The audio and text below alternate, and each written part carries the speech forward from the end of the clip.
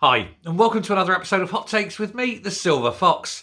In a video yesterday, I suggested that Kate Forbes would never be leader. And the reason is that there's people on the left of the party, or the extreme left of the party, who don't like her views. You know, she is a realist, a pragmatist, intelligent, vaguely honest. None of these, of course, are the normal things you associate with the SNP, and so they don't want her to lead.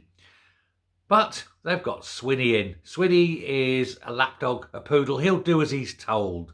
And of course, Swinney's there to take away the sins, isn't he? He's going to die and take away the sins of the party after the next election. He's the patsy, the fall guy, if you will. Once the election's over and they've been devastated, he will be quietly ousted and a replacement Swinney will be dropped in, parachuted in, on the hope that nobody notices.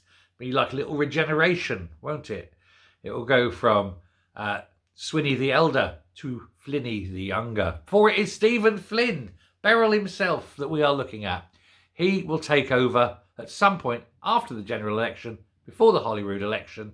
And because, you know, his freshly polished dome is indistinguishable from Swinney's freshly polished dome, they're hoping that very few people in the SNP ever notice.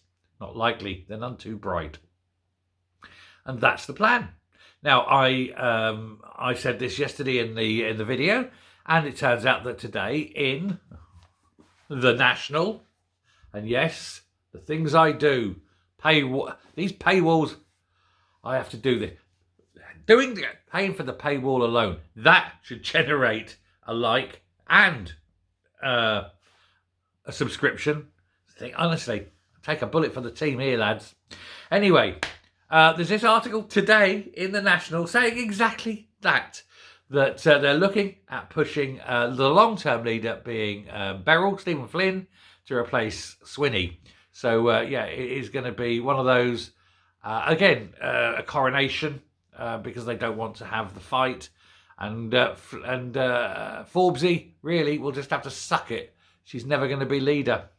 They don't want her. They don't like her politics.